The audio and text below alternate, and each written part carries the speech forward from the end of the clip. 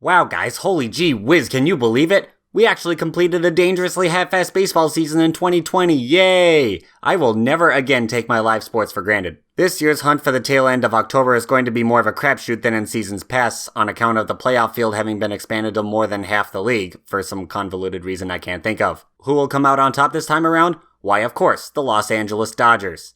This is what we've been saying for the last 8 seasons straight, but this year we really mean it. If this roster was any more loaded and less fatigued than it is now, my head is probably gonna explode. Seriously, after getting prime Mookie Betts and legit workhorse David Price to join their core, there are no more excuses. Get it the fuck done, you hear me?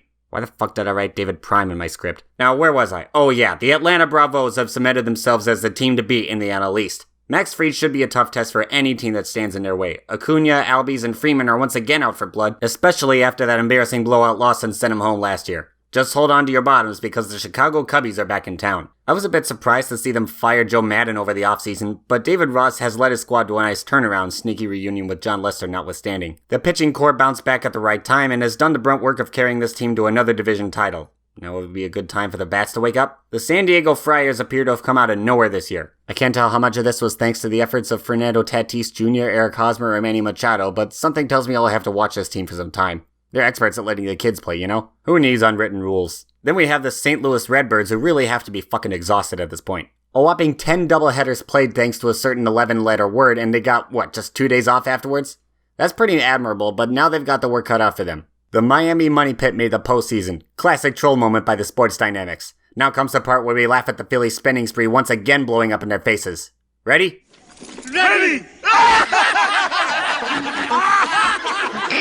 But seriously, you may be aware that the only times the Marlins made the playoffs previously, on both trips they ended up winning the World Series. All despite having never won a division title. That could happen again. It'd be the most 2020 thing ever. I should just stop the video right now.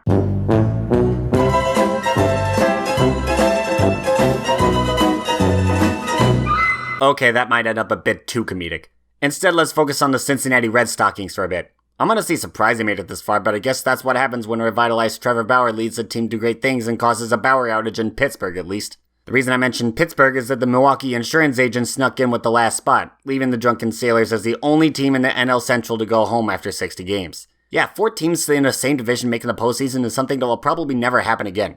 I know an entire basketball division has made the playoffs once or twice, but I can see the MLB going back to just 10 teams next year. This year, of course, we still have the same lacking amount of parity in the junior circuit to contend with. I will give them this. Watching the Tampa Bay Devil Rays take the top spot in the AL was definitely a treat. They have probably my second favorite rotation in all of baseball, headed by that 3-headed monster known as Tychar Lake Glasmortonell. They will be fun to watch in the event that they have to take on the Oakland Elephants in the ALCS. They too have a strong rotation led by their own horrible fusion of Sean Myers. But they weren't alone, as their notorious hitting core and strong defensive unit stepped up and allowed them to take back the AL West. Good for them. The Minnesota Bomba squad is back to hopefully win a playoff game this year. I know I've been saying this the last 4 times, and each time I kept getting fooled into thinking this year would be different, but even then, despite narrowly avoiding their usual boogeymen this year, I wouldn't be surprised if they shit the bed yet again, unlike their pesky division rivals, the Cleveland Spiders. That's amazing that they were almost dead in the water after losing Trevor Bauer at last year's trade deadline and Mike Clevenger this year, but it looks like keeping the rest of their core intact worked out in the end. If they reverse their league-leading World Series drought, Shane will officially be the only true Bieber in America. That would be nice now that I think about it. Anyway, here we have everyone's least favorite evil empire, otherwise known as the New York Baby Bombers. Let's see. Well, looks like just Luke Voigt this year. That's a relief.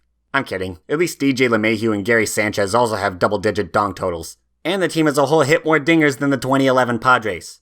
This team is something special. But they may have to contend with the Houston Trastros. I mean, at least they were spared from the wrath of opposing fans throughout the season. And they once again have something to prove that their suddenly hugely controversial title win in 2017 wasn't just a fluke. Although it doesn't help that they now hold a worse position in the playoff bracket than they would have liked. The same thing can be said about the Chicago White Stockings, who were looking like the favorites to win the AL Central just 2 weeks ago, yet they fell apart at the most inopportune time and allowed 2 of their rival teams to take them over. How does that make you feel, Edwin? Now, a normal human being would applaud them for having the perpetual rebuild finally come full circle, but yours truly is a fan of probably their most hated divisional rival, and it doesn't help that Edwin likes to breathe right down my neck every single year, no matter what team he plays on, even in a godforsaken video game. What else usually happens in a video game? The Buffalo/Toronto Blue or sometimes Red Jays making the playoffs. In real life, they did crash the postseason party, holding on to the final spot in the AL by a comfortable margin. I know TD Barrett is going to be happy that his boys Vladdy Jr. and Bo Bichette get the first chance to make a lot of noise down in Texas.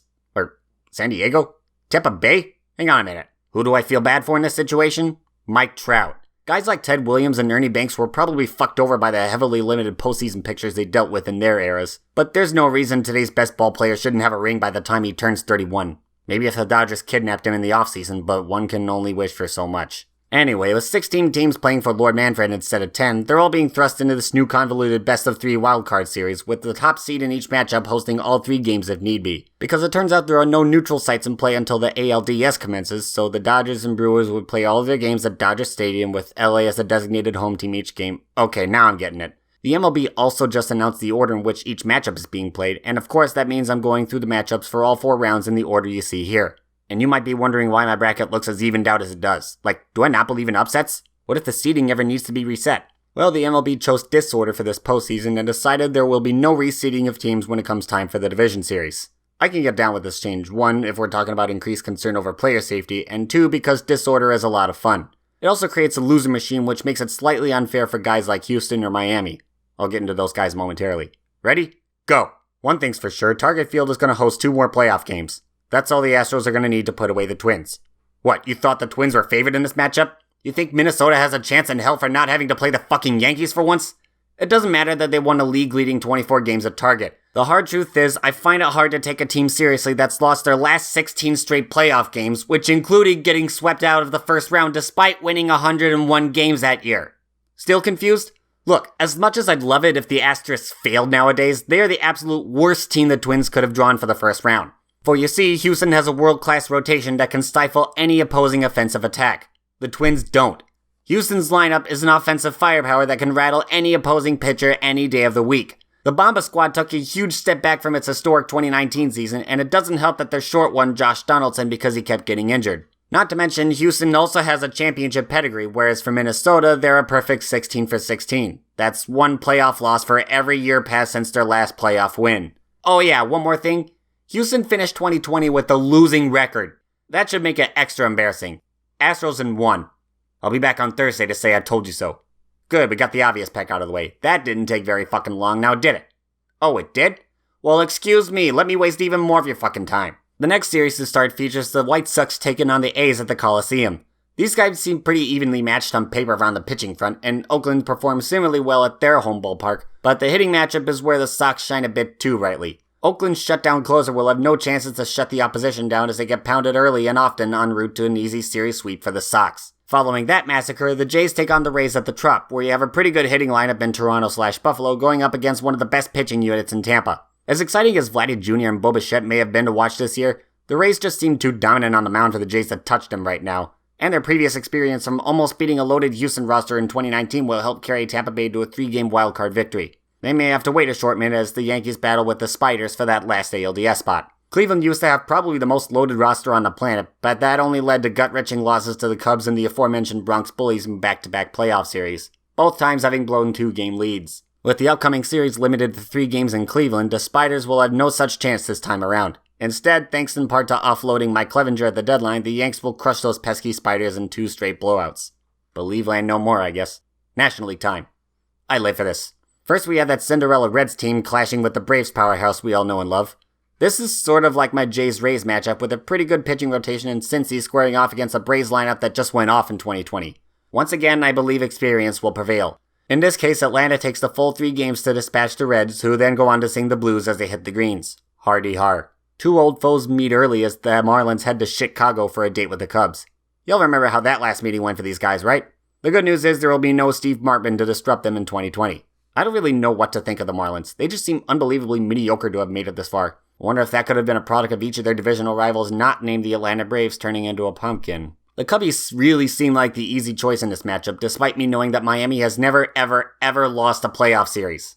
Every team's got to start somewhere, I guess. Cubs win in 2. Meanwhile, the Cardinals meet up with the Padres at Petco Park, which is actually set to host some American League playoff games in the next round. I couldn't tell you why. Of course, with the much-needed jolt to their rotation San Diego got, they were able to compete with Jack Flaherty and the Cards on the pitching front. It's the batting lineup where the Padres really have a clear advantage. I figure they'll take the series in 3 despite dropping the first game because St. Louis is a pest like that. A few hours north of these guys is where the Brewers meet up with the Dodgers powerhouse that we all know and hate. Well, I imagine only if you're a Padres fan, but, Like another team before them, Milwaukee also entered the postseason as losers. But unlike that other team, Milwaukee does not have any firepower not named Christian Yelich to overcome probably the deepest baseball club of the last 2 decades. The Brew Crew probably didn't deserve that last playoff spot, and that will be on full display as LA routs them easily in the 2-game sweep. There, we're out of that pointless wildcard nonsense. Now let's go to California. The Yankees have the tough task of battling those pesky Rays in the ALDS.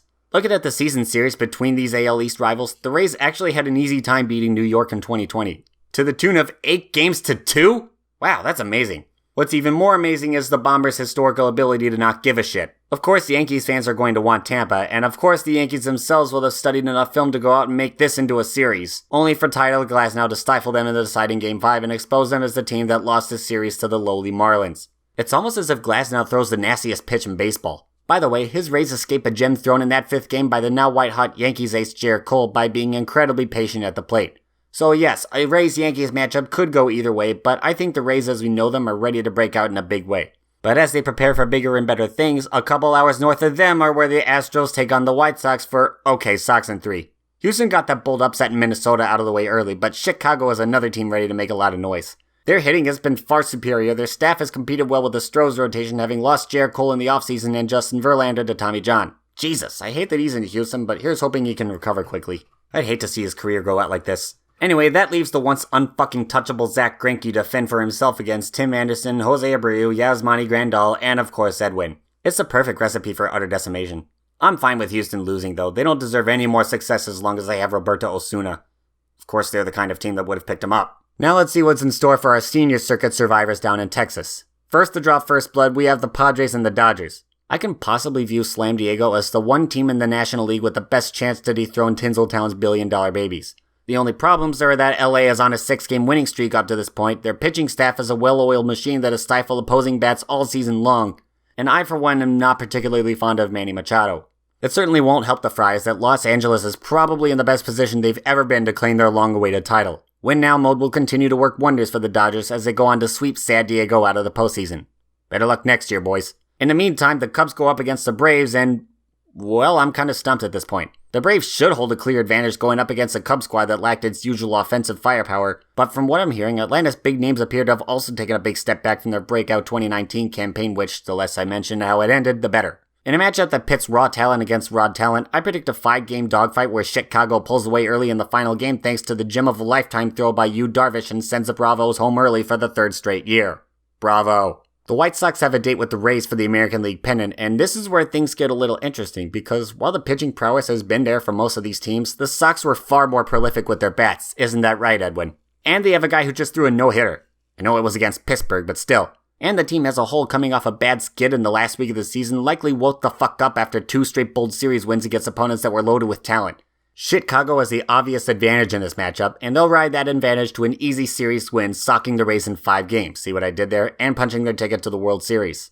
But they'll have to wait a short while as the Cubs and Dodgers take care of business. Oh look, another Chicago team playing for the pennant. LA definitely looks like the team to beat right now, but I remember when the Cubbies began the year 13-3.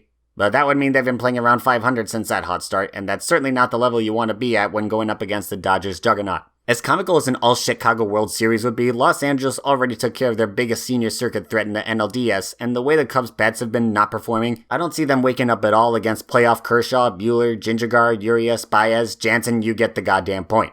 Okay, maybe Yu Darvish steals a game or two. But the Cubbies can't stop last year's Gold Glove and Silver Slugger and MVP forever. The Dodgers return to the Fall Classic after shutting down the Cubs in 5 games.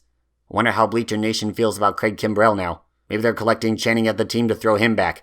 Well, we made it. This year's Ultimate Clash for the Commissioner's Trophy will feature the Chicago White Sox and the Los Angeles Dodgers. Is the other Chicago ball club going to give LA fits at the grandest stage in baseball? Maybe. Remember that the White Sox have produced all year long at the plate, and it's not like the Dodgers have historically been nearly as dominant as they were always hyped up to be for the last 7 years. Remember that LA ran into a couple trash cans that one year, got shut down by the best team in baseball the next postseason, and in 2019... well, Kershaw and Joe Kelly should have received complimentary rings for that wondrous Game 5 performance. To live the meme life is to live fast, die young. The Tampa Bay Lightning just shed their own choker label by winning the Stanley Cup, so I feel the appropriate expectation in the baseball world is that Dodgers secured their redemption story by beating the White Sox in 6 games. Long live the memes. Those are some good times. But hey, even if I'm miles off with my picks, I anticipate this year's October Madness will be very interesting to watch. The bracket looks fair and unassuming on the surface, but this is only true if there are no upsets in the first round.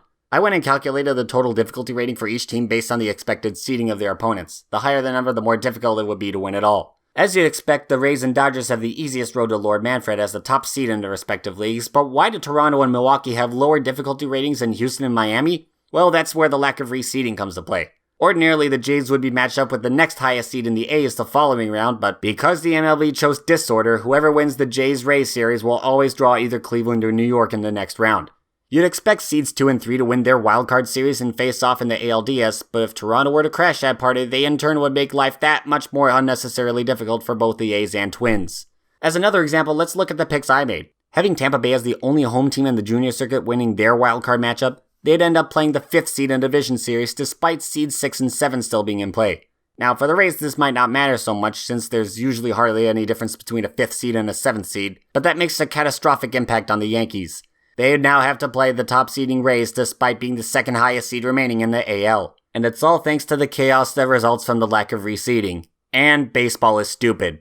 Top 10 worst Mario Galaxies coming soon. You know what to do. And of course, Joe Buck is awesome.